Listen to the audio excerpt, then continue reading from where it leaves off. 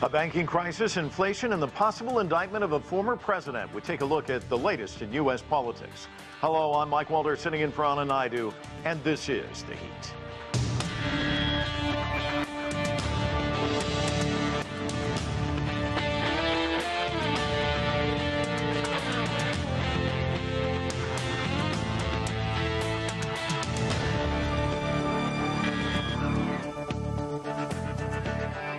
The banking system is sound. That's the word from the Biden administration as 3 U.S. banks require help to remain afloat. Fear spread to Europe, where Credit Suisse, Switzerland's second biggest bank, was forced to tap a financial lifeline from that nation's central bank. And then there's the potential indictment of former President Donald Trump, perhaps as early as next week. This as multiple investigations appear to be ramping up. There's a lot to talk about. Let's get straight to our panel. Aaron Maté hosts Pushback with Aaron Maté on the Gray Zone. Rina Shah is a political analyst and commentator. Also with us is Douglas Sloan. He's a principal and senior political analyst with National Capital Strategy Group. And Eric Bolling is here. He's host of The Balance on Newsmax TV. Eric, let's start with you. There's this banking crisis resurgence here in the U.S. Began with a couple of collapse of 2 mid-sized banks, I guess you'd say, Silicon Valley and Signature. We saw this dramatic move the other day. All these big banks infusing $30 billion of deposits into another struggling bank. This is First Republic, meant to calm jitters on Main Street and Wall Street. Main Street, obvious, because you got people in line trying to get their money out of the bank. They don't want to run on the bank. Wall Street, also obvious, that stock dropped 70% on Monday, down again today, though, 32%, so they were not reassured either. This kind of brings back memories of 2008, where we saw a couple of banks collapse, obviously much bigger, when we saw Lehman Brothers and Bear Stearns failing. But by the time the dust had settled, the Great Recession, 300 banks had closed. Now, I'm not suggesting that's going to happen this time, but it is kind of scary. What's your take on all of this? So I think this is vastly different from 2008. 2008, the banks were aggressively packaging and repackaging horrible loans. They were giving loans to everyone. They turn it into a package and they resell it to another group. So the bank between each other and the investment banks and the hedge funds, they had really bad garbage on the books. This time is very, very different. This time was a literal 1930s style run on the bank where the depositors, not the creditors, but the depositors said, we want our money out because we hear there's bad things going on.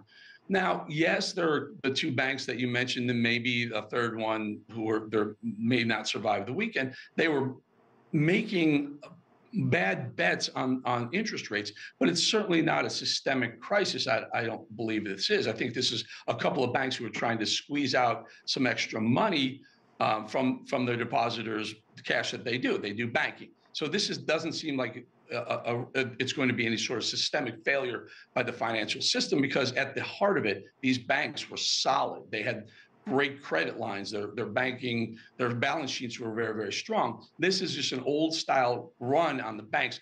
I will do something, I can't believe I'm saying this. I think the Biden administration and the Federal Reserve did the right thing. In other words, they guaranteed the depositors money. So anyone walks in, whether you have under $250,000, which everyone would have been insured, or more, $1 million, up to $500 million in the case of Roku. They said, depositors, this wasn't your fault. We're going to make sure you're made whole. But the shareholders of the bank and the board of directors who own shares in the bank and jobs, we're not protecting you, and they let them fail. And that was the difference between this one and 2008. And I think they've thread the needle, I'll say, perfectly on this one. The Biden administration did the right thing. They had to lift me up off the floor. I can't believe I actually heard that from you. It's shocking. Douglas, let's hear about the Democrats' response to all of this, because after the 2008 episode in 2010, of course, the democratically controlled Congress passed the Dodd-Frank Wall Street Reform Bill, and of course we saw that weakened in 2018 with deregulation, and a lot of people are saying, you know, that weakened the federal oversight of these small, medium-sized banks. And we're already hearing from Senator Warren and Congresswoman Katie Porter that they want to move to kind of reinforce that legislation. But we're also hearing from some Democrats who actually went along with the deregulation, saying that they don't regret their vote. and they're not sure they're going to support this. We hear from Biden himself saying that stiffer punishment needs to be there for bank executives whose mismanagement contributed to the bank failures. Realistically, when you look at a House that's controlled by Republicans, the Senate controlled by Democrats, is anything going to happen? I am inclined to think that we're not going to see any major action. From what I've seen in looking at this whole situation is, even if some of those regulations hadn't been rolled back a few years ago, that would not have necessarily prevented what happened with SVP, Silicon Valley Bank. That was really something that the Fed and the bank needed to keep a closer eye on what was happening there. Of course, they got into trouble when some of its large holdings in U.S. government bonds fell due to the raise in interest rates by the Fed to try to stave off inflation. I think all of this could have been prevented with closer scrutiny by the bank itself, by the Federal Reserve, in terms of what was happening and where they were holding much of their money. I just don't see, given that, in the Democratic Party, we have a pretty even break. Actually, it doesn't seem that way because the liberals and the so-called progressives make a lot of noise, but a lot of Democrats are really moderate, especially regarding issues like this. So I don't imagine that we're going to see any strong regulations or new legislation come forward and move onto the president's desk regarding this, because this really was something that had to do with keeping a closer eye on what was happening at Silicon Valley Bank. And Rena, it's already been discussed here, the Federal Reserve pretty much laser focused in trying to cool the economy, the interest rates being spiked over time. There was talk of perhaps another, jump in the interest rates, but now it seems like perhaps, I don't suspect the Fed saw this coming, that they might actually take their foot off the gas and hit the brakes a little bit. What do you suspect will happen with them? Yeah, of course the Federal Reserve has to pump the brakes because they've artificially shocked the market and created this problem. I mean, these incremental rate hikes are the reason we're where we're at. Look, I want to say a word first because I'm a founder myself. I've had a couple failed startups over many years, in addition to my political work, and I'm really proud of that because I think entrepreneurship is so American and it's a beautiful thing. We're the home for innovation and competition, and my heart just goes out to those founders that were tied up in the mess of Silicon Valley Bank.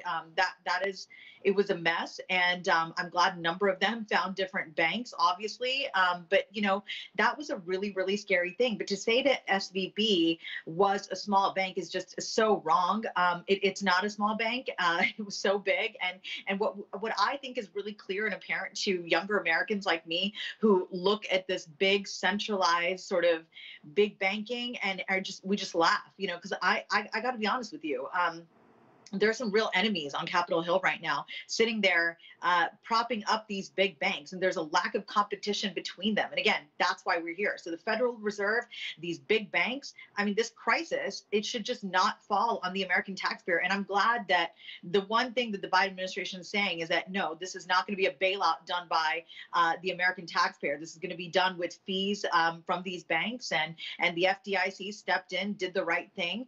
But I think the Federal Reserve is to blame. And I have a couple more observations because I think we need to look at this very closely. As somebody that was also on Capitol Hill advising a member of Congress during the height of the financial crisis in 2008, 2009, I will say we need to talk about housing and affordable housing and what kind of country do we want to be? Do we want to be a country where we own our houses or we rent our houses? You talk to millennials like me, we just don't have what our parents have. That dream is not attainable for us of owning a house. And I think all Americans ought to be able to own, hardworking Americans, ought to be able to own medium-sized houses. And where we're at right now, I think we need to look at some potential fixes, and that needs to include mortgage rates. I mean, we need to talk about having some liquidity provided into the mortgage market. That is one potential fix right now. Well, Aaron, let me bring you into the conversation because big picture, we've also got this impending debt crisis.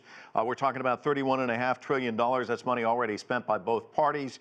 The debt ceiling needs to come up or the U.S. will default on its obligations. Republicans want steep cuts from the Biden administration, basically sort of torpedoing his agenda. Biden says no way, it's non-negotiable. Is this a double whammy where we're seeing kind of, bank issues and then also the debt ceiling? How do you see this impacting the economy? What's your take on all of this? One area to look at, I think, is the gargantuan spending on the military-industrial complex. Hundreds of billions of dollars every single year, not just on the Pentagon budget, but also on all these different wars going on, including the Ukraine war. So that would be one area that could be reduced, but both parties never seem interested in doing that, except for at the fringes. And in terms of, this banking story specifically, I want to see more oversight of the executives. They reportedly sold something like $84 million worth of stock in SVB over the last 2 years. And apparently the CEO of Silicon Valley Bank sold millions of dollars worth of stock just the day before the collapse. So I think there should be, if there are going to be reforms coming out of this, that's one place to start, is more oversight and accountability for the executives who profit and leave everybody else to foot the bill. And that's what Biden's talking about, stiffer punishment. That's something you'd like to see? Absolutely. And I know Biden's asked Congress for the authority to do that. And Congress usually is not very keen to provide oversight of Wall Street and the big banks, as evidenced by that bill that weakened regulation of mid-sized banks like Silicon Valley Bank. But time and time again, we get these reminders in really stark ways that a financial system like this is vulnerable and there needs to be some accountability. Eric, another big story, of course, multiple senior officials telling NBC News that local, state, and federal law enforcement officials are bracing, trying to prepare for next week. They suspect there will be an indictment of former President Donald Trump in Manhattan. The Manhattan District Attorney investigating Trump for felony falsification of business records. This in regards to the alleged hush money given to a woman basically to cover up the affair during the campaign back in 2016. I want to get your thoughts. I'm sure you've got some thoughts on the case, the prosecutor, but I want to get your thoughts on whether or not the former president should say, look, I'm calling for calm, given what we saw on January 6th. I know that's probably unlikely, but do you think he should do it? If I may just clean the little thing up, because Rina said that she was a former founder, but she completely bungled the cause of this. It was the Fed raising rates. Yeah, well, that's one of the actions that may have been a part of the problem. But the real root cause of this is out of control government spending. $7 trillion flushed into the market, several more $1 trillion thrown in like a funnel hose onto the economy, caused inflation to spike to 40-year highs. And that's on Biden. That's not on the Fed. That's on Biden. The only way to cool down the inflation was to raise the rates, and banks did get caught the wrong way on rates. So let's point it where it is. And then if you want to go ahead and give loans to everyone, that's exactly what caused the 2008 crash. We were giving loans to people who shouldn't have home loans. Sorry, if you just do it for the sake of being nice and philanthropic, you're going to get a little financial meltdown at some point. We fixed the system by not giving those loans like we did in 2008. And guess what happens? Yeah, there's a bad weekend for a couple of banks, but it's not systemic globally. Anyway, Trump will probably be indicted. He may get arrested next week. And he'll still continue to run for president. But we'll make a lot of hay out of it on the media. Rina, I want to give you a chance to respond to what he just said. Yeah, I disagree. I believe that, obviously we saw huge global supply chain issues with the pandemic. I don't think it's all on Biden. I've seen both parties do badly on handling how much Washington spends. And also, let's just be honest about housing. The mortgage rates and the inflation on cooling down inflation on the price of daily commodities, for example, right? We always talk about $10 eggs, but that could be cool when we talk about what we could do in the housing sector as well. So, I mean, I appreciate the point, but I would just say there's a number of factors. It's just that the founders just should not have been where they were with Silicon Valley Bank. I believe it was a 19th. They didn't get hurt, Marina. It blew up in 36 hours. You know, they didn't get hurt. If you're talking about the depositors who are founders of startups, venture capital startups in Silicon Valley, those people were all made whole. The only people who got hurt were the board members and the president, as you rightly point out, or someone did, Aaron did, 70-something million was taken out of that bank, but those were scheduled stock sales, so there's nothing illegal about those, but they should lose their money. I agree with you. But if you're talking about founders, general founders, so the system worked.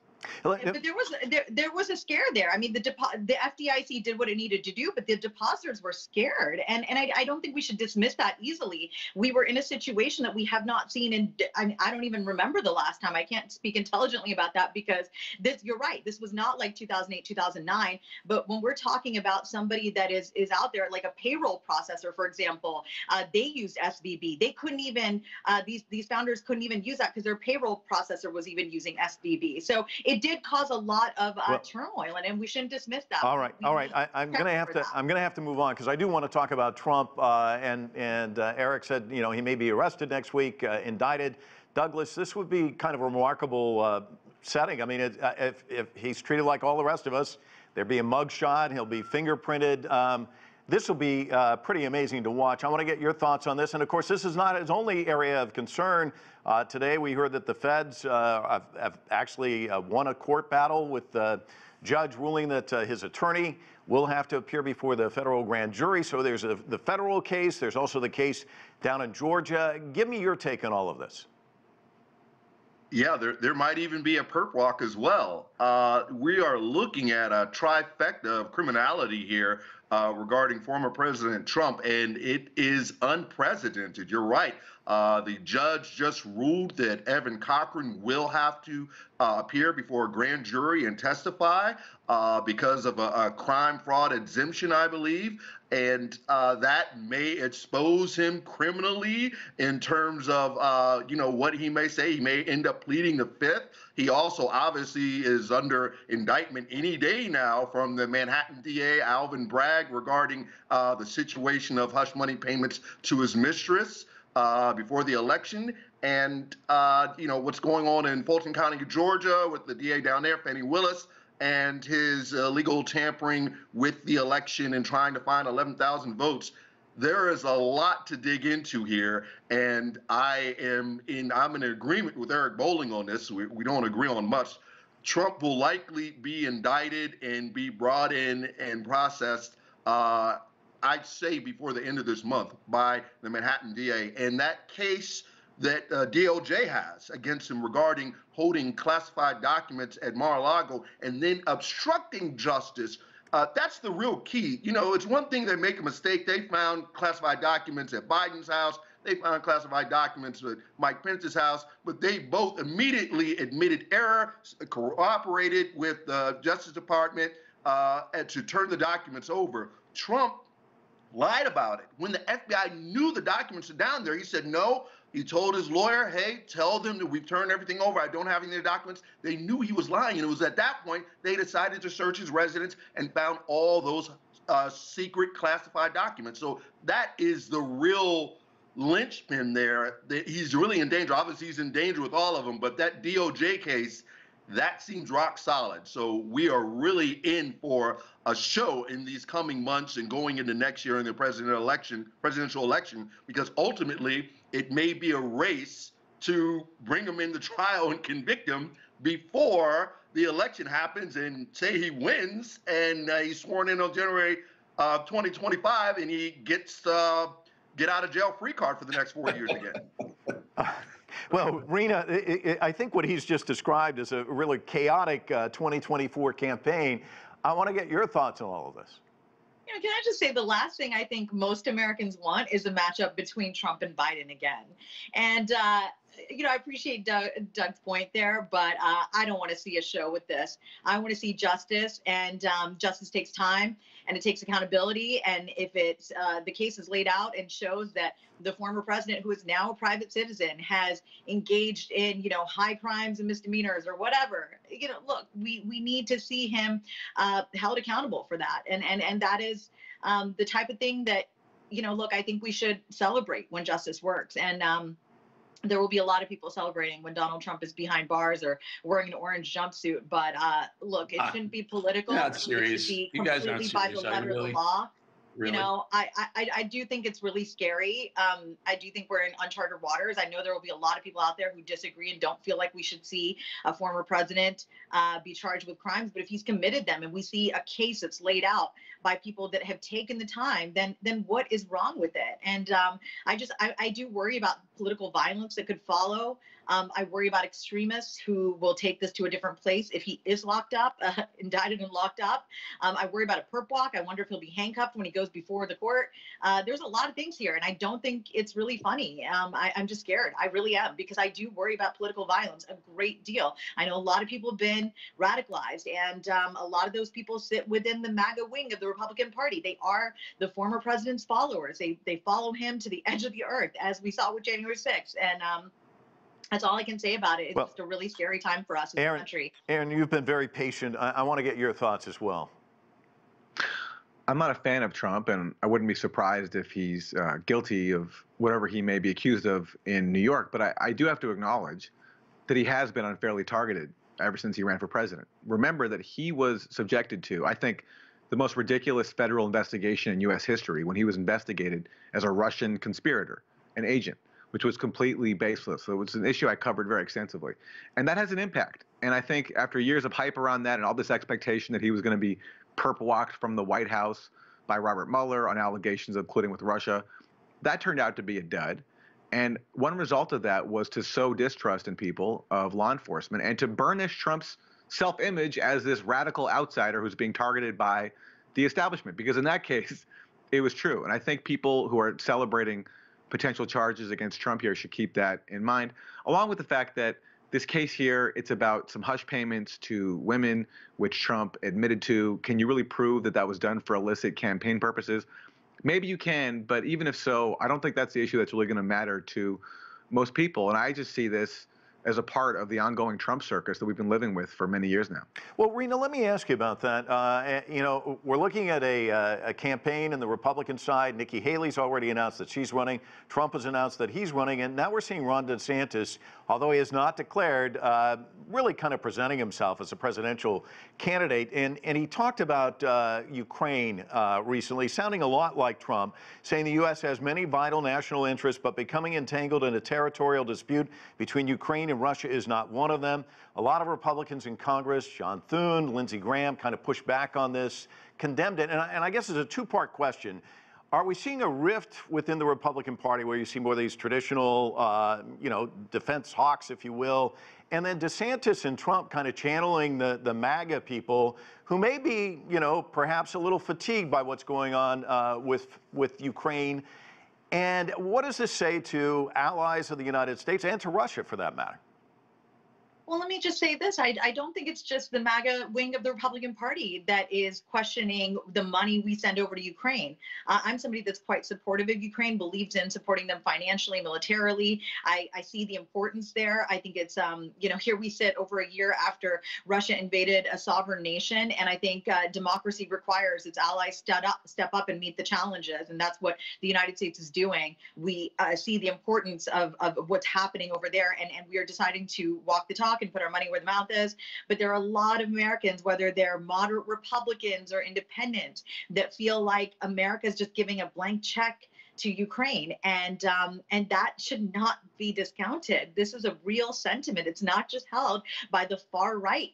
And I don't think it's fair to put Trump and DeSantis in the same camp on this entirely, even though they share the view and they've gone out in public and said it.